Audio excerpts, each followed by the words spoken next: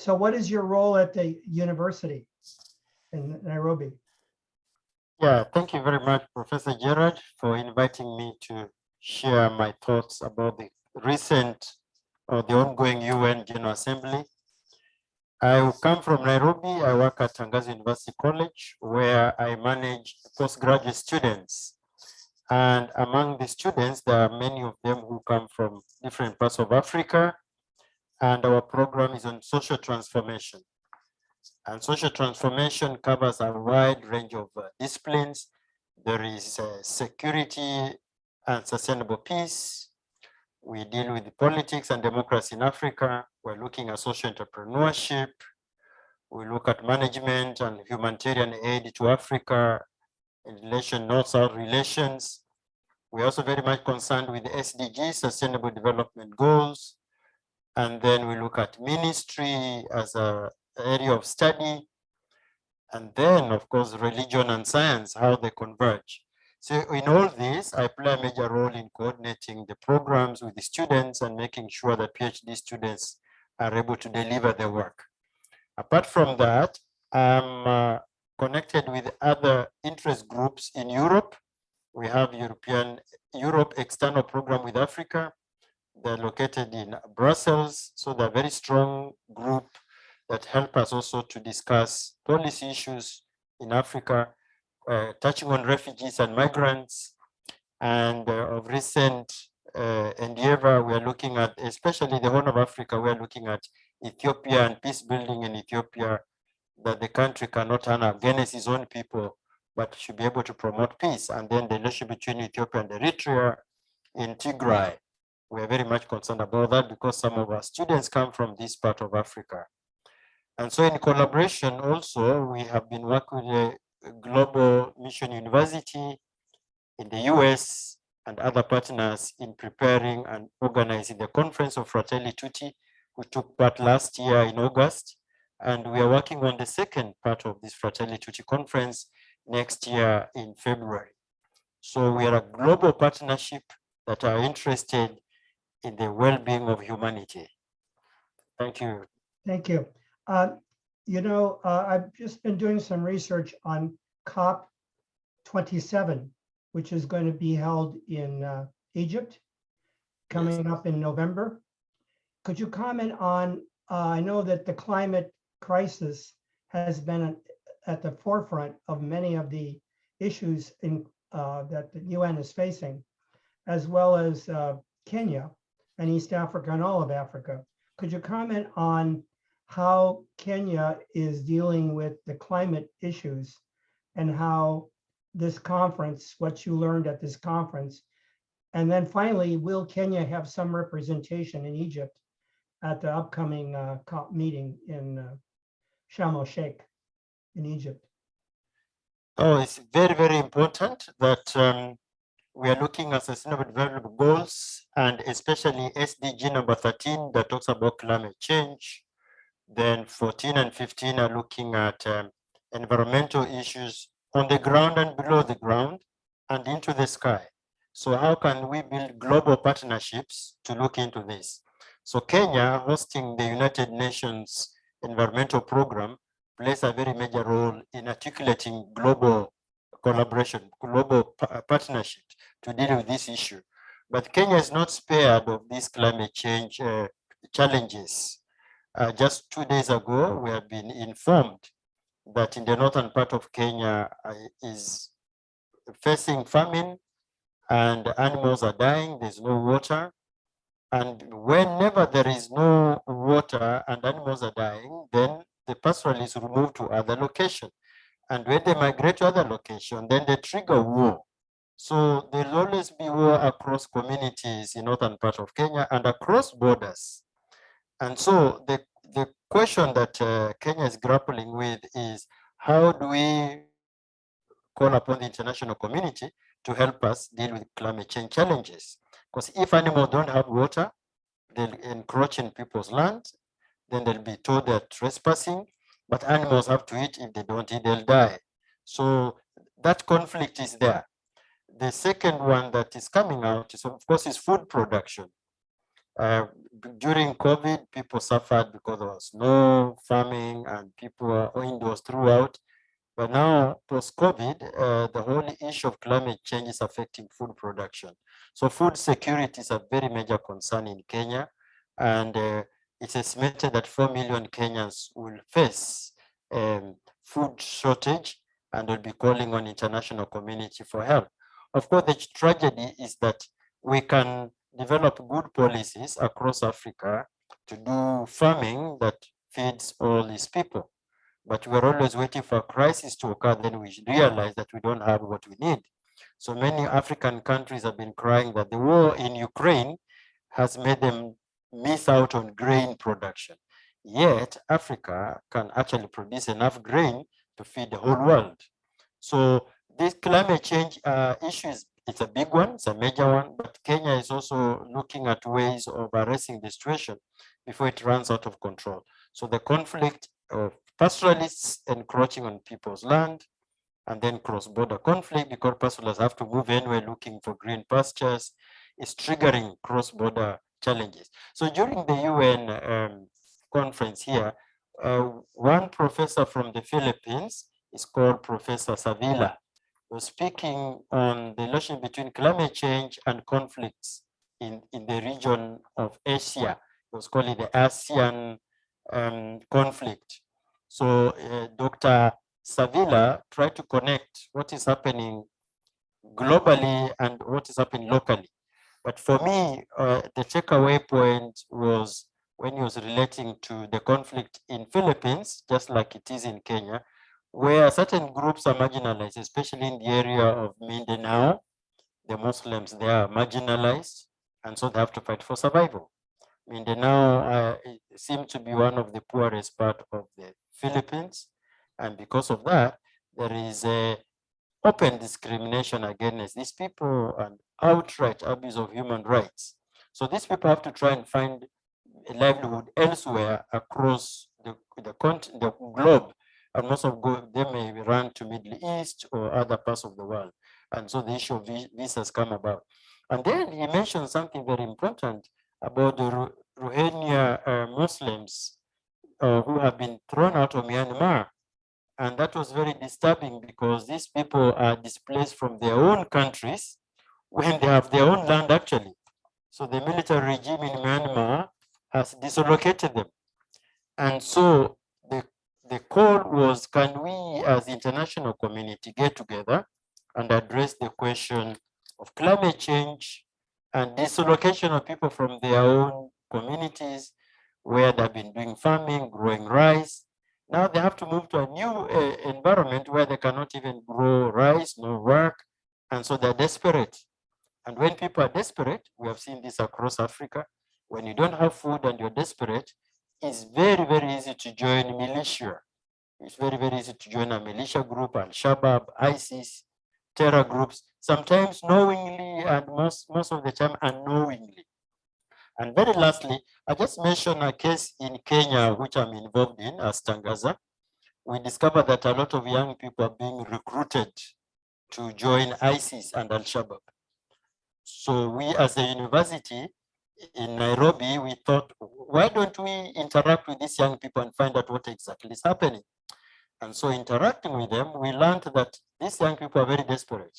So one of the young persons whom I work with, who had been in the front line, had come back and became the leader to dissuade these young people from joining militia.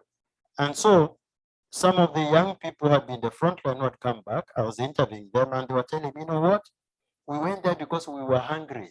We're looking for food. And then when we went to the front line, we were given a gun. And then we were told to shoot. But then we realized we were shooting against our own friends.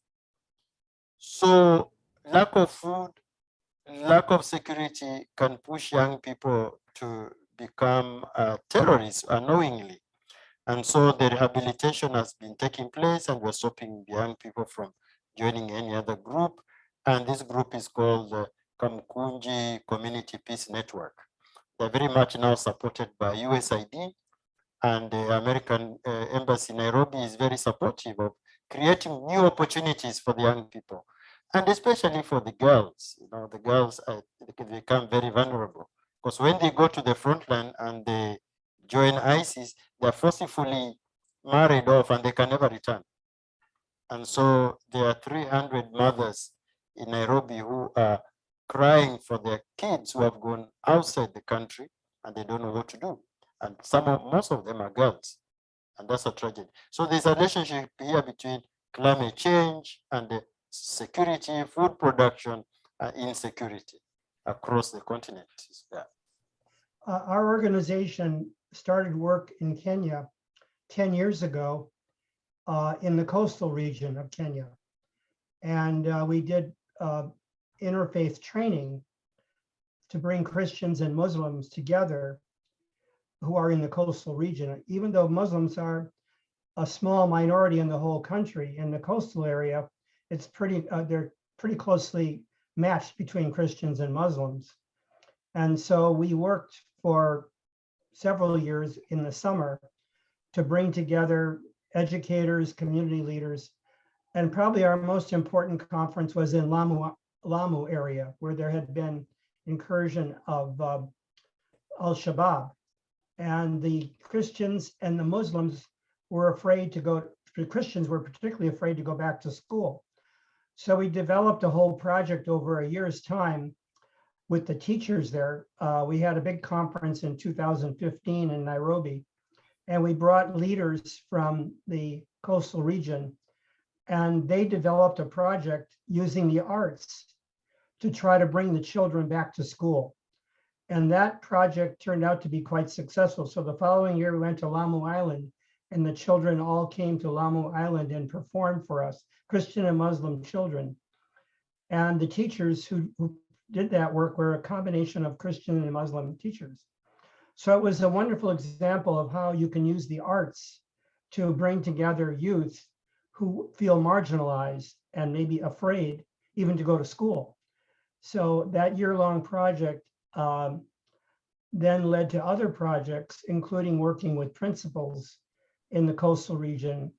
When COVID hit, we had to start working more virtually. So we've been doing a lot of meetings with a team of Christians and Muslims, many from the coastal region. And one of our group leaders actually represented Kenya in a trip to the United States, and who was one of our, works with youth in the coastal region. So our interest going forward, GMU, is to work with Tangaza to develop educational programs, as we spoke about earlier today, that can bring together religion and science, religion and community development. And Kenya has a tremendous infrastructure of religion, both Christian and Muslim, and people generally are very religious in Kenya. So I think the role of religious leaders and religion in general to promote community development is sort of an untapped potential. Would you agree with that? Very, very much so. In fact, what you are sharing is very important, that religious leaders can play a very big role in bringing communities together. And Christian Muslims can work together because the values and ethics are usually the same. Because if a Christian is angry, the Muslim will also be angry. When there is war, all of them suffer. So if they come together and they look for common ground, and the common grounds are many. Sometimes you say, let us celebrate our diversity. Let us celebrate our differences rather than the differences dividing us. So using art to bring young people to school is very important. I've also seen others use sports, especially groups associated with the interreligious dialogue and the Islamic studies at Tangaza. And then Tangaza being a very strongly interreligious university, we find that the missionary group from all over Africa who have different skills.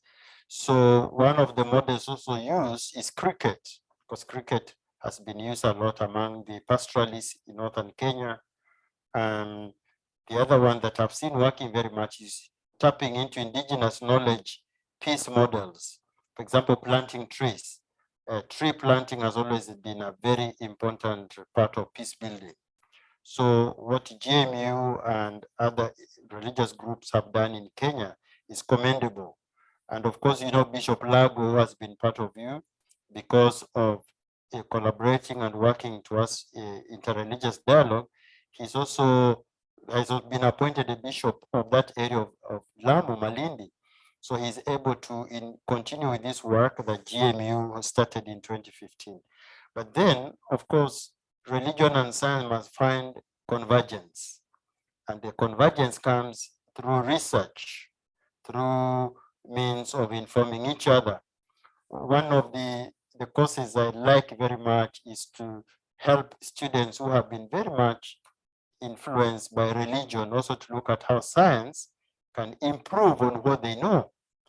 That when we read our holy books, the holy books are there to interpret how God is. But to know God better, we need science. Right. And so if I'm talking about the universe, nowadays we're talking of metaverse because of Facebook, but we already know we have multiverse. So if the many universes, how do we then relate that to the holy books, research, science? And then if through education then plays a very big role in articulating positive minds to think positively about science. Science should not be the enemy of religion, and religion should not be enemy of science. Of course, we know what Einstein said, but Einstein was interpreting it during his time. That religion without science is blind, science without religion is lame. Yeah. So how do we bring that balance? So research is important and openness. And I think you learn much more when you interact with different people than when you are close society. And so here then the question of multiculturalism is very important in promoting what we can call a global ethic towards each other, where partnership, collaboration, unity, looking at common grounds should be the encouragement for all of us to pursue rather than looking for division. One thing I wanted to discuss also is that here in the United States, GMU has worked closely with the Hizmet movement, which is a Muslim organization founded by Fethullah Gulen many years ago, and his schools. Recently, I was the moderator of a forum on the schools that they started in various parts of the world.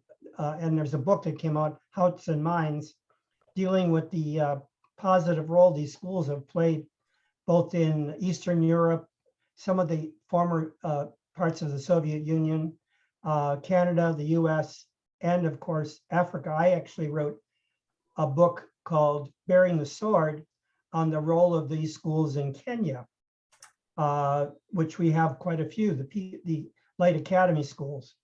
So could you comment a little bit on that movement of education, particularly value education that they stress in the Light Academy schools, and how it is informing a new generation of youth leaders, I hope, for Kenya and for the world?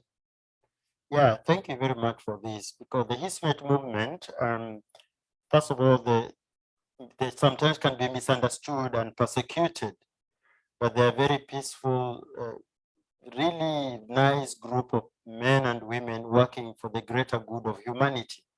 In fact, what they really emphasize here is humanity. How can human beings work for each other? They never look at color, race, where you come from, the religion that you practice. They look at humanity. So their schools are very much loved in Kenya. And in Tangaza, just about half a kilometer away, they have one of the best top secondary schools for boys. And this school, when you go there, you'll be surprised that the boys and girls are very disciplined. They follow instructions. It's one of the top leading schools in Kenya. Kids who pass through that school, almost 85% go to university. And then some of them are given scholarships abroad. I was impressed when I saw that they have a department that looks for scholarships for students. They don't say you are Muslim, no. they look at students because every human person matters. And they send them to universities abroad. And then some universities abroad also look for this kind of students. So you'll find kids coming to Princeton University, Harvard, going to study in Canada.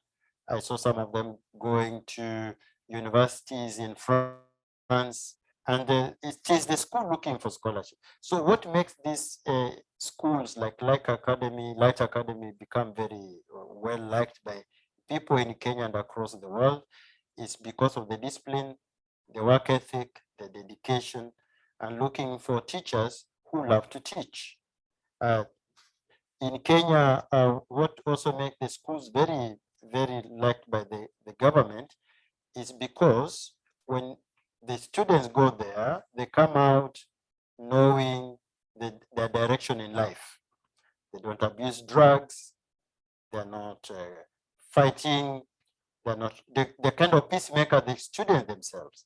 They're the ones who know how to manage conflict within their own families, their own communities. They become key players in helping others also to catch up. So you find kids studying in groups, and that group work is very important. Just today, I'm now in New Jersey. I'm staying in a hotel here, but we did a tour just to see that what we're learning at the conference also connects with what we see. And I visited one school here, I think it's called Pioneer Secondary School, and was very impressed to see the quality of education, how kids are disciplined. You hardly hear any noise in school, but then they're also fed in school. They eat in school, they eat together. And then this evening, the parents were actually coming there now for the induction, because the kids, the school just opened and the parents are coming in. So that connection between the parents, the teachers, and the Ministry of Education is very important, working in harmony together. Yeah. We experienced that in Mombasa. We did several years of summer school programs with teachers in that region, including the teachers from the Hizmet schools, from the Light Academy schools.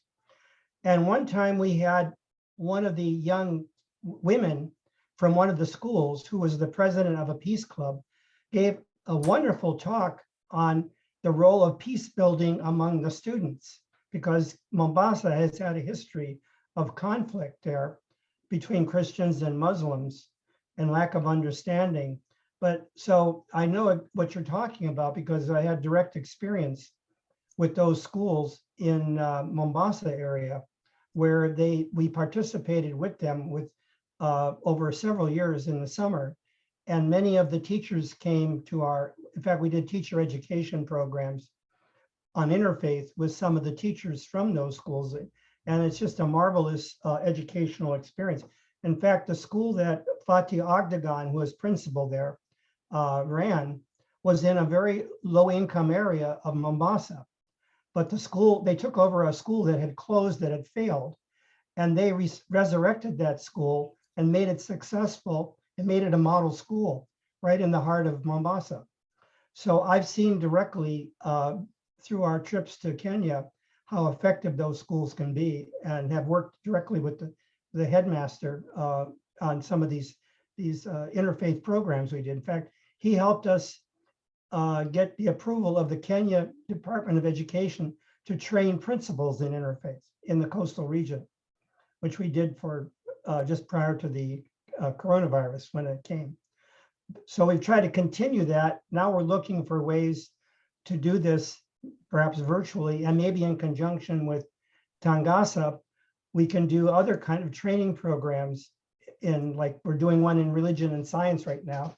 We have 4 priests from Kenya that are taking, and one from Nigeria that are doing the master's program in religion and science in conjunction with our partners in India. So GMU brings kind of a global perspective and global involvement, which I think hopefully can benefit Kenya, and work with Tangaza to expand our influence and our presence.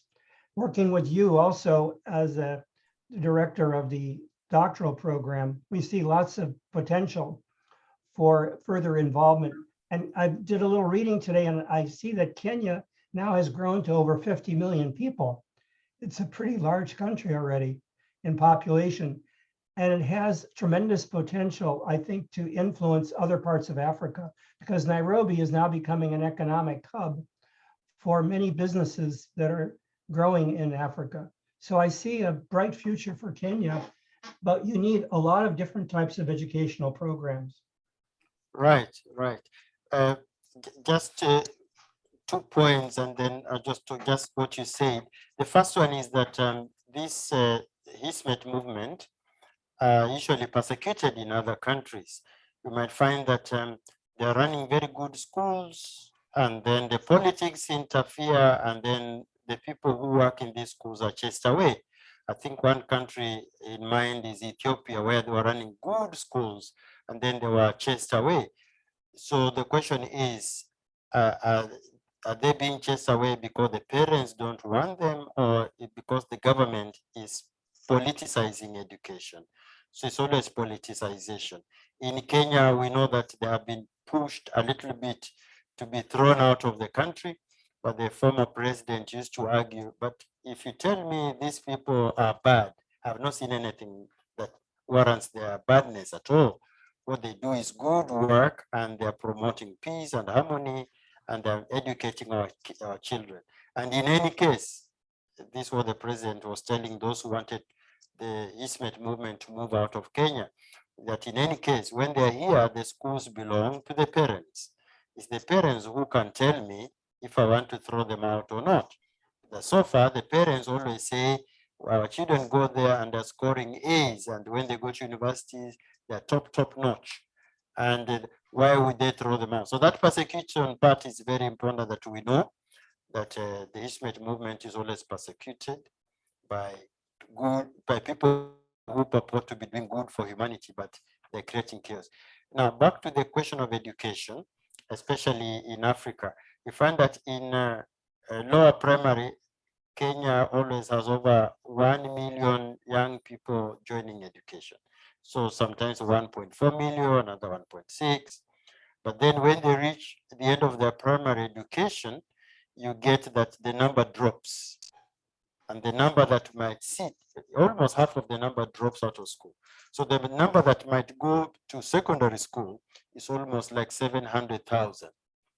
And when you take 700,000 that sit the final exam to go to university, you find that universities can only absorb 147,000.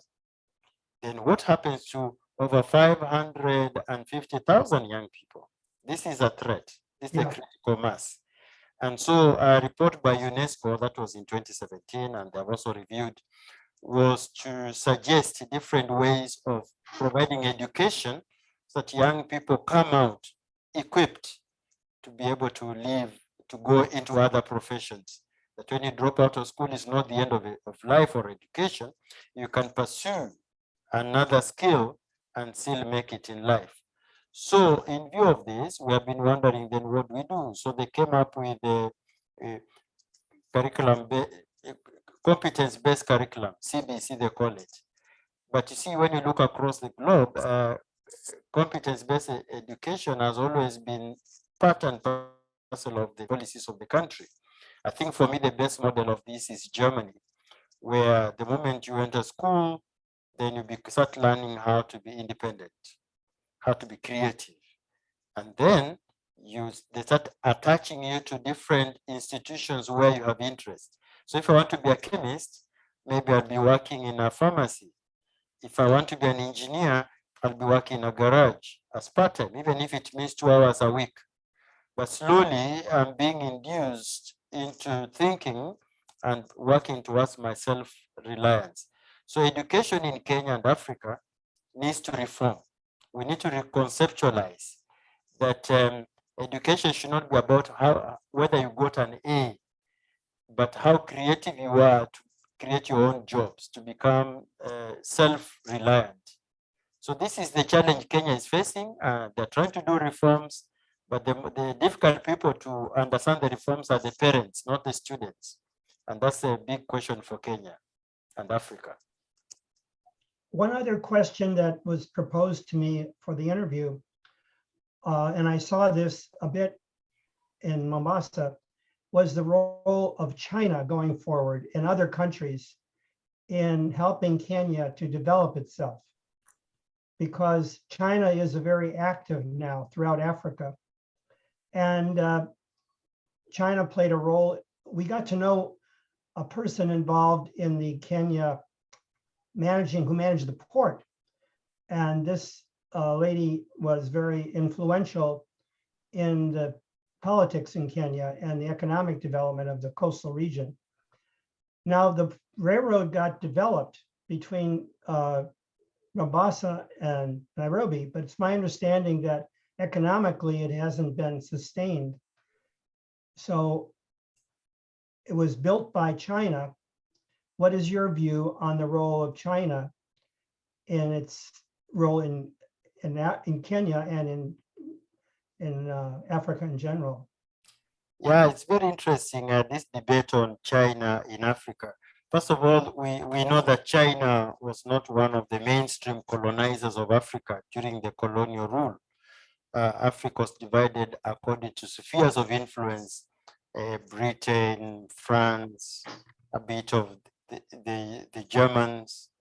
So there was influence, Belgium, but then China is a latecomer. So when it's a latecomer, then the question is, why has China taken control of developing Africa in the 1990s? And I think this one comes towards the end of Deng Xiaoping of China, towards the end of 1992 onwards. And so we should look at the policy of China's development and how it's looking at Africa, because we're reading a little bit about what Deng Xiaoping tried to do from 1978 to 1992, where he was looking at Chinese culture and Western industrialization. So you retain your culture, but then infuse it with industrialization. So if you look at China today, that's the philosophy they're pursuing. That is, to my own understanding, that there's a very strong influence of their own culture, work ethic. But then at the same time, they're borrowing a lot of Western industrialization, especially in the area of engineering, architecture, medicine, infrastructure development. And so in the last, if you look at up to 2019, China had invested in Africa over about $3 billion in Africa. And so what they've done is to try and go into non-financial direct investment. But at the same time, they've been very much involved in infrastructure development. For example, Kenya has built the standard gauge railway from Mombasa to Nairobi, built by China. And it costs us almost 340 billion Kenya shillings. So China is coming in as the savior on the economic model. While missionaries came as the saviors of the soul and brought the British government and to Africa, the Chinese are saving the economic model.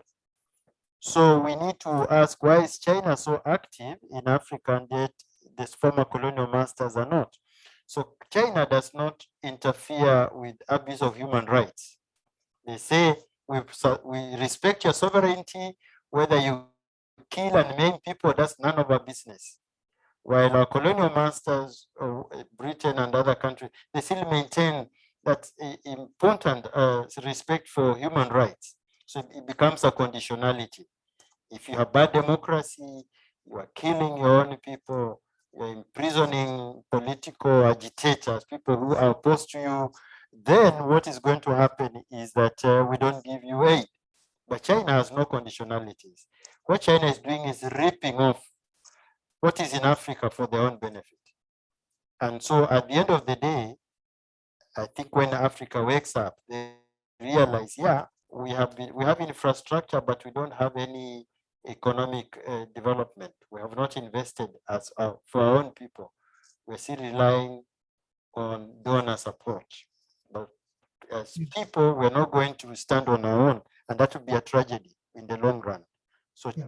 China may purport well for now, but in the long run may not be good for Africa. One other area that I wanted to explore with you, which I think is interesting, that in the US, we just had an election which was fraught with problems. and led to an attack on our capital on January 6th after the election. Whereas in Kenya, you just had a presidential election, which had a peaceful transfer of power without any conflict. It seems kind of ironic that we in the US are having problems working through our elections and a lot of election deniers, even though it was clear who won the election. Whereas in Kenya, you have just completed a transfer of power quite successfully to the new president, William Ruto, which to me is interesting because you're a young democracy, but your democracy seems to be working in some ways better than the US right now. Yeah, very interesting, the case of Kenya. I think we just need to go back a little bit, 2017. In 2017, during the second term of Uhuru, standing for second term of President Uhuru Kenyatta, we had an election, and then the Supreme Court nullified the election and said we should go back for another election. And during that time, the opposition which had won the case did not stand again for the next election, which was, we had the election on 8th of August 2017, and then the repeat was 26th of October 2017. And so during that period, there was a lot of uncertainty. Then what is going to happen? So the following year, 2018, the opposition leader, Mr. Raila Odinga, and President Uhuru Kenyatta came up with a famous handshake. So before you have a political handshake, you must negotiate behind the scenes. Mm-hmm. So it made that it came to be that then opposition leader becomes part of the government. And in that scenario, then William Ruto, as a deputy president, felt like 3 is a crowd. So he moved out. It's not really move out. It's a very clever way of doing politics. I think it's a smart one for William Ruto. So he came out as a victim. The 3 is a crowd, so he's being sidelined. And so he ran with a new slogan called the Hustler Movement. That ordinary people can always be leaders. You don't have to be in a dynasty. But then you're still part of the government. You never resigned from the government. And so that tension between the 3 great people forced them to kind of play politics of balance. Then when it came to 2022, there was an alliance which they called Kenya Kwanza, which was the umbrella alliance led by William Ruto, and then Azimio. So the political wing of William Ruto had only about 11 political parties together, while Azimio had about 39. So the assumption in Kenya was that, Azimio has 39 political parties together, so it's possible they're going to win. So everybody relaxed. While William Ruto was campaigning day and night, that the hustler can always become president, the hustler. So it was ringing in the minds of people that ordinary people can become leaders. So when it came to the election on the 9th of August, the big surprise was that you expected Azimio to win, but William Ruto had run away with the presidency. So now, what really happened? So just to make sure that the deputy president had won fairly, he had to go to court. The Azimio went to court, and there was 14 days, according to the new constitution. Within 14 days, there should be a discussion on that and reach some kind of conclusion. And so the ruling was that, well, William Ruto actually won. And then the Kenyans said, that's okay. If the Supreme Court has ruled that way, then we are happy, we continue. Right now, the biggest challenge we face in Kenya, of course, we have William Ruto as president, but we need money, we need investors. We need people who can help stimulate the economy. Yeah, I listened to his talk at the UN, and he made that point that he's hoping to bring investment from US and Europe to Kenya to create job opportunities for the people, because probably like most developing countries, you need to create new industries, new types of employment for the people, because the US and Europe industrialized over a period of about 100 years in the 19th, early 20th century, and built up a lot of big industries. And then with the digital economy, now we've kind of leapfrogged. The question is, do we have to industrialize Kenya to create jobs, or is the digital world going to be the future of Kenya? Because like you have M-Pesa now, which is more like a digital money system. We send money to different projects in Kenya, and we just goes to M-Pesa.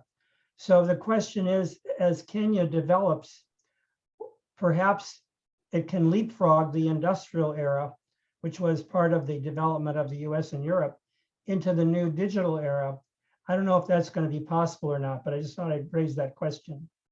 No, it's a very important point, because Kenya has become the destination of investment from the Western world. Education-wise, they're very smart people. For the last 60 years, we have not had any civil war. The country is stable. And actually, I see a lot of Americans who retire and go to live in Kenya, including John Kerry's brother has lived in Kenya for the last 15 years. So it's the destination. Then Google made Nairobi its capital for Africa. And then Microsoft also has made Nairobi the capital for Africa. And they're going to create over 500 jobs every year, perhaps. And once they do that, then they expand in the market. Then because of M-Pesa was founded in Kenya, is ways of using your mobile phone to pay for services.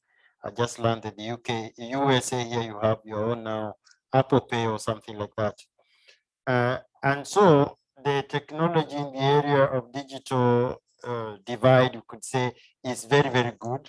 And the young people are very savvy with the area of using this technology for their own economic development. So now there are many people creating platforms for business. And I think COVID, even though it killed very many people, it devastated economies, but out of that, a new shoot is emerging: innovation.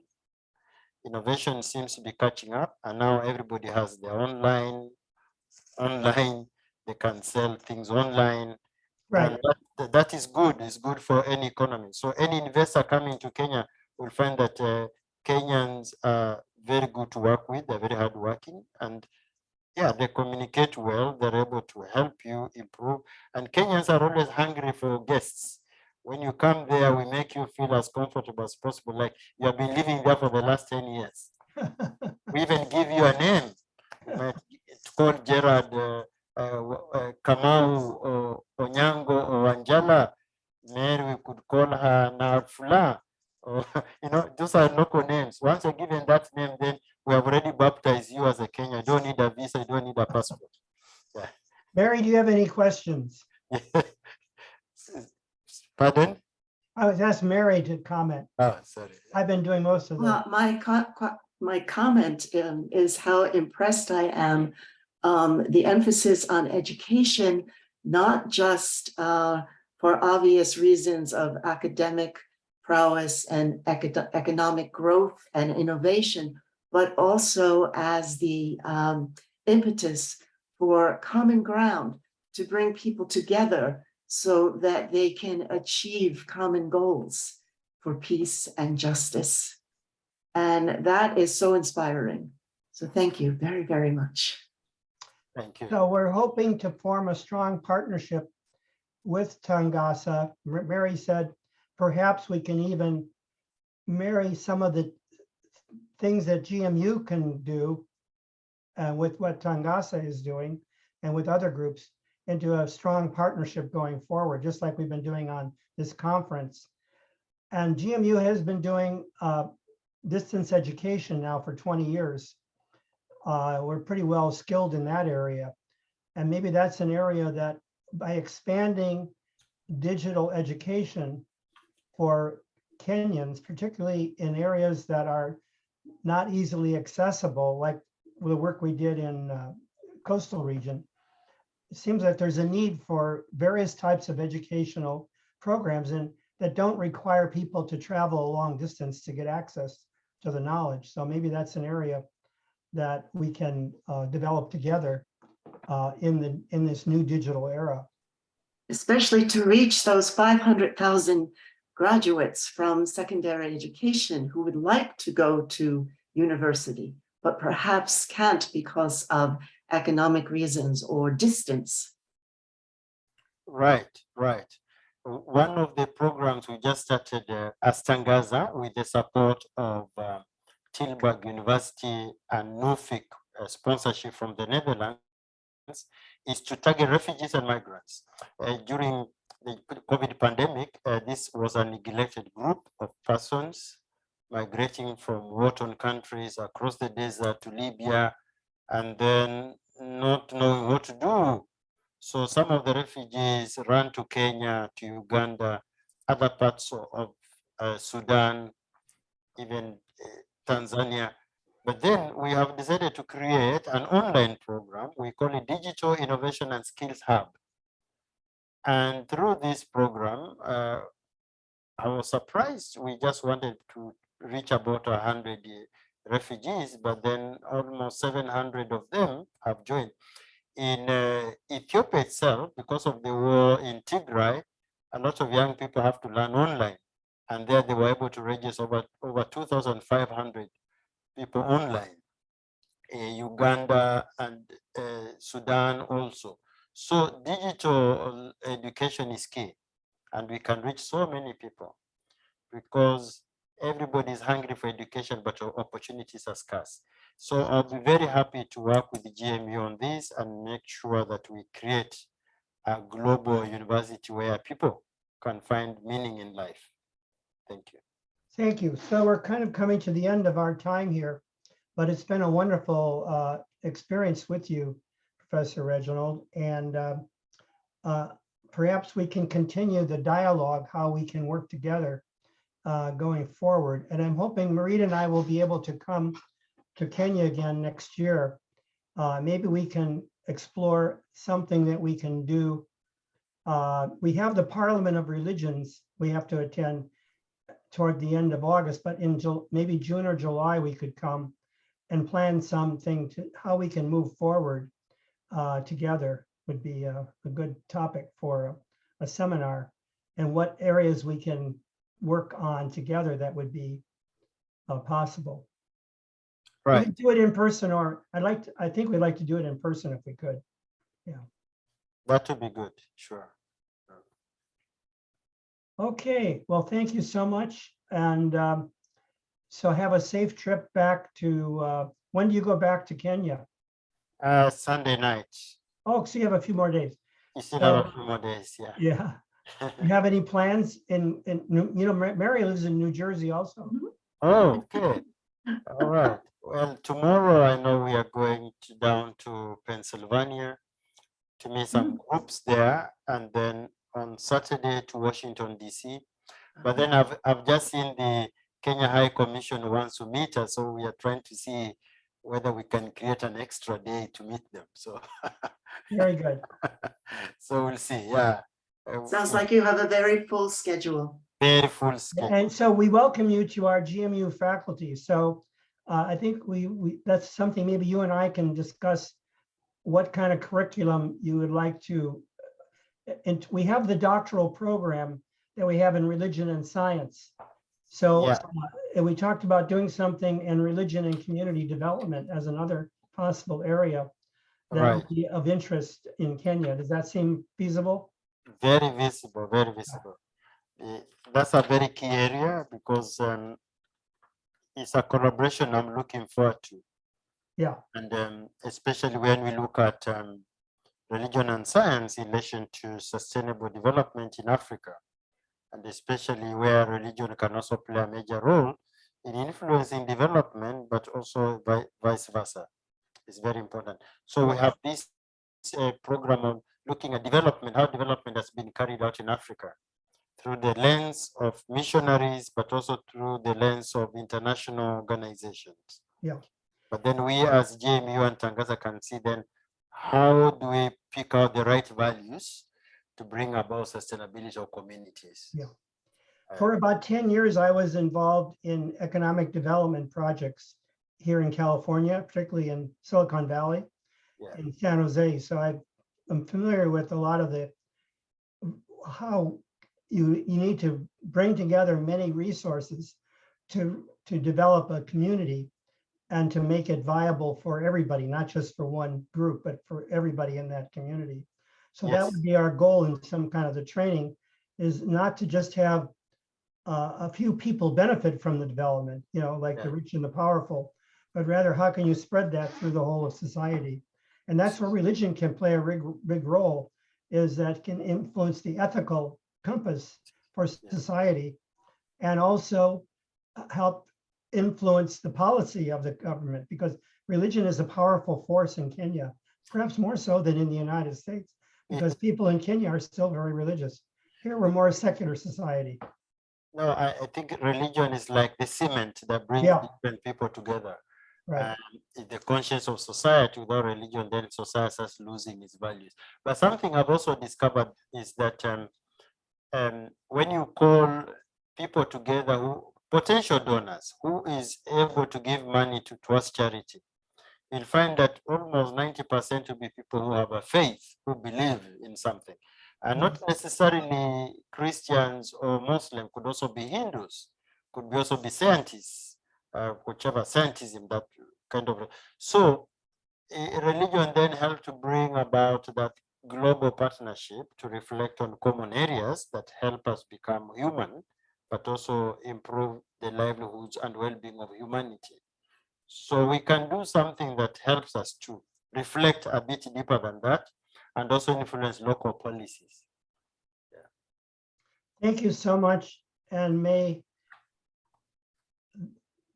our great spirit, God, the Holy Spirit, Allah, all the names we give to the divine, bless our work together. And we hope that you have a safe trip back and you enjoy the rest of your time in the United States. We very much appreciate your spending this time with us. Amen. Amen. Amen. Namaste. Namaste. Yeah. Thank Okay. you very much. Well, thank you. And have a good day. Thank you. Thank you so much. Bye-bye.